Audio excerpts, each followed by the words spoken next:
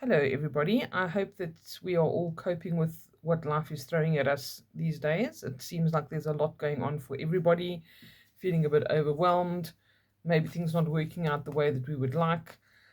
So, here I am, as usual, on a Monday to offer some guidance. I'm going to be using the Mermaid Tarot today, which is a lovely deck of cards. I haven't used that in a while for this particular type of reading, and I thought it's about time they also get some exposure because it's a very beautiful and predominantly light-hearted kind of deck. So I think that's what we need right now. I am very sorry for everybody who may have lost a loved one,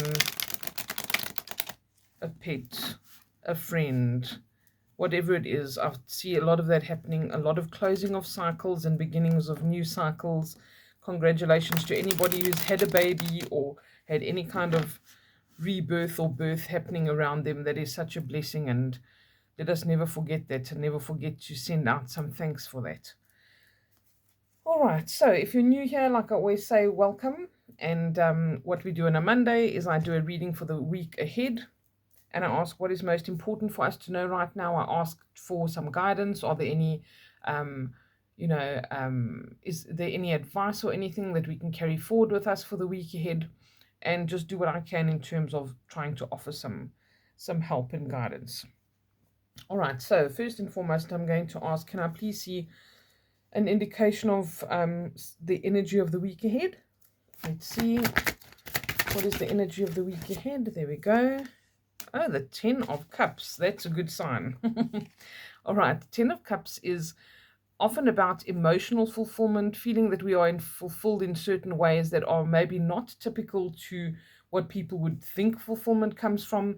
So this is talking about emotional fulfillment. It's about being surrounded maybe by people that you care for, that you feel appreciated by, maybe achieving something that you've wanted to achieve for a while. And it also talks about emotional bliss a lot of the time. So in relationships and this kind of thing, it's quite prominent. 10 of Cups is just a feel-good kind of energy. It's a feel-good kind of card, and it can bring on a lot of positive energy. So I'm very happy to see this. It does talk about a lot of comings and goings, so you might have to quickly go on a trip or quickly do this. You might be driving around a lot or getting things done that you need to, but it gives you a break from maybe the responsibilities that you have. All right, it just breaks that cycle a little bit, and that's really great. And it talks about wanting things that are rewarding and fulfilling for us. It's talking about support from others. So that's a good indication for the week that we feel that we can do that. And you might even have little disagreements or things that are just really feeling like they're sticking and they're not working out. But this is saying, please keep your trust and your faith. Okay. And if something's not working out or your relationship's having difficulties, maybe we need to look and remember that our relationships are a direct reflection of our relationships with spirit and our relationships with ourselves. So what do we need to look at? What do we need to maybe revise? Okay. And it talks about us trying and things maybe not being easy, but things eventually working out for us. Okay. So it shows that if you don't feel supported now, you will get that support. If you don't feel like you've got fulfillment, that fulfillment is potentially on the way. So, very, very good start to the week. I'm glad to see this card. Let's see what else we can come up with. Is there anything else that we need to know about this particular energy, please? Anything else we need to know about this particular energy? Okay, there we go. The Knight of Swords. Okay, knights always bring up change. All right, this shows that a long-term condition can suddenly change. So there can be something very sudden and unexpected. It can even be a sudden split of two people or a business or something along these lines, because it's not, this energy is not afraid to cut people out of their lives or cut something out of their lives that no longer serves a purpose in the evolution. So even if it's a bad habit, if it's a crowd that you've decided that you no longer want to be part of. Sorry, I seem to not be able to speak today. Anything like this, the Knight of Swords brings change. It's also, swords are always about activation, acceleration, movement, getting things done. And maybe if you've been kind of stalling with something or you haven't known how to proceed, this is about, okay, today I take action. If there's been something that you've been dragging along or you haven't completed, this is the time where that energy changes. So this is really good to see. Okay. Can we perhaps have some guidance or advice? Let me just first ask, I feel like there might be another card about this week. Is there anything else to know about this, please? Yep. Okay, the Seven of Wands. The Seven of Wands puts us in a position where we feel like maybe we're at a loss or we are the underdog in a situation, but this is not always the case. Okay, this is talking about having the potential to look at things from a different perspective, to maybe gain the cooperation of the people that we want, or we might feel like we are just overwhelmed, or we're not going to win the favor of somebody, and this might not be the case. There might be a potential here for you to have some kind of negotiation, or for you to let somebody see something differently, or maybe you've got it all wrong and you need to get a different perspective on things. But sometimes it puts us in this defensive kind of energy. Even the Knight of Swords seems to be defensive kind of energy, wanting to cut things and people out of our lives. So the Seven of Wands is mostly about the mind. Okay, swords are action. The wands are thoughts, information, communication. Like I say, things of the mind. And the Seven of Wands often talks to us about finding that clear-cut direction that we need when we make this kind of decisive action. All right, but it does make us feel like we really are not always in a positive mindset or in a positive situation. Like there are problems that come up that are to do with plans, or maybe there's something that needs to be discussed with a business or a family, and it feels like you just want a clear direction to follow. Okay, so it's about a lot of having to juggle certain things. Sometimes it's your schedule, sometimes timing for something is not great, but we deal with it. We take it on. Sometimes we, not very popular. We feel like other people are not as committed as we are, whatever the case is. It's saying don't let anything take your focus off whatever you're working towards or whatever you need to do for you. Okay, and this is saying you will get through this. You will end up with a positive outcome with this particular situation. Okay, but you need to be true to yourself. You need to do what you need to do that is right for you, but also handle it in a good way. All right, this is about basically using some charm and persuasion, not from a manipulative perspective, but in order to be able to negotiate. So in other words, where, for instance, like ultimatums have not worked for you because you've given someone an ultimatum, take a softer approach maybe and see if that doesn't help. Or if you're trying to push something in a certain direction and it's not working, maybe you need to find another way. And that's what's going to win them over or work out better for you than what you are currently trying to do. All right, so let's, on that note, say, is there any other, let's keep this one here actually, is there any other advice for this week? Let's see what else comes up from an advice perspective. What advice do you have for us this week, please?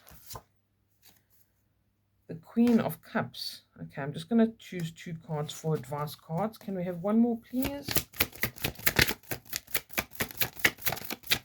Any other advice? There we go. Oh, sorry, I had to retrieve it. 9 of Pentacles.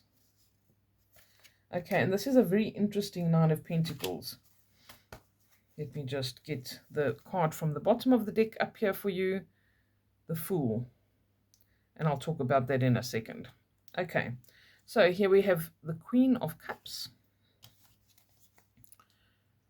and the 9 of Pentacles. A slightly different energy here, but the Queen of Cups is usually represented by Scorpio. Okay, so this is again that charming, persuasive kind of energy, very good at being clear in what they want. They're quite decisive. So you don't have to be a Scorpio, but this is saying this could embody this kind of energy, and this is the kind of energy that could possibly pay off for you right now. All right, if you do have to achieve something, if you're trying to work with others or work towards a common goal of some sort. Let me put the Fool over here. Sorry, we've got a bit of a glare. Shift them up a little. Yes, so Queen of Cups is going to ask us to have that kind of decisive action, not be afraid to be willful, maybe about what we want in a particular situation. Maybe we have been very accommodating and soft and, not wanting to step on anybody's toes. And it's not that you have to be a forceful kind of an energy. That's vitally important to remember. This is not about necessarily being forceful, but it's about using that gentle kind of energy, because the Queen of Cups can be very much somebody who wants to reach out to others, someone who's deeply emotional. Okay, we've just had Scorpio energy. This can be very emotional, very volatile energy sometimes.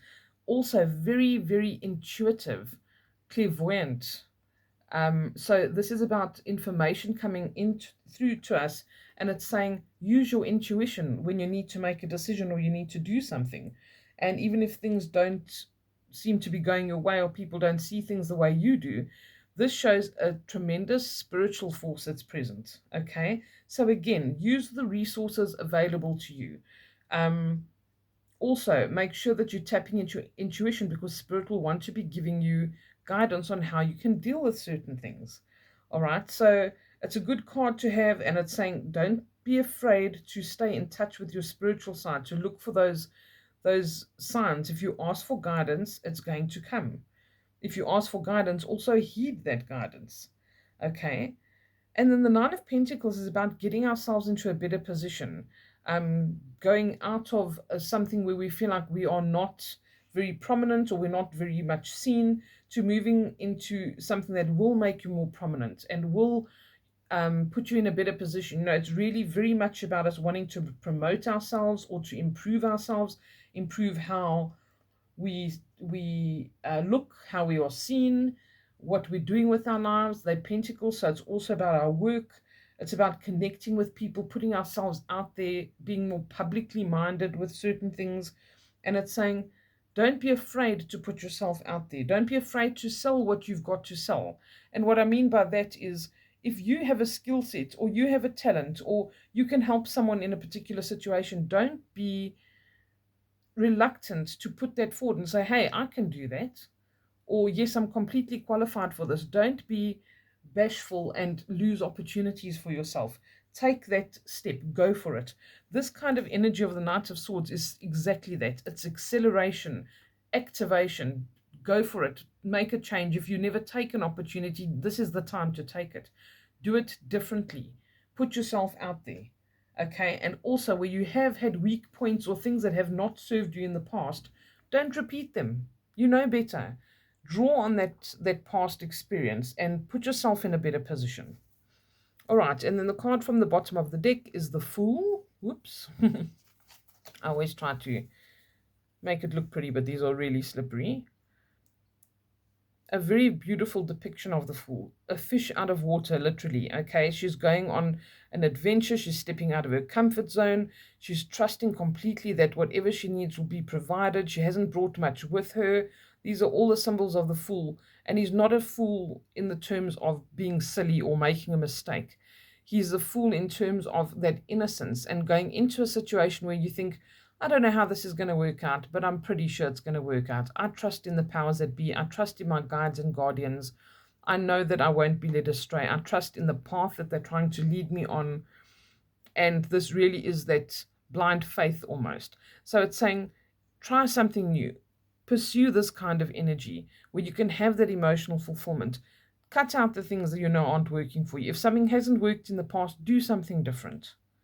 All right? And this is the center of your reading. So not being confrontational, but rather seeing where you can negotiate or where can you be a little bit lenient. Maybe you've always had this rigidity about certain ideas that you have, and you're really not someone who can be reasoned with, or you're really not as flexible as you think you are.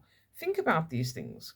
Think about your relationship with yourself and others, and how do people respond to you? How do you interact with them? Are you too forceful? We really have to have that self-reflection sometimes, and that can sometimes bring the change. Eliminate weak points. Work on those things, because if we keep removing the things that don't work, that are not perfect in our perception of perfect, we will only be left with the good stuff. It only decreases the chances of you having to deal with that negativity or that thing that doesn't work for you anymore. All right, so I sincerely hope that this helps. I wish you all a beautiful week ahead, and I will chat to you again soon. Please take care. Lots of love. Bye for now.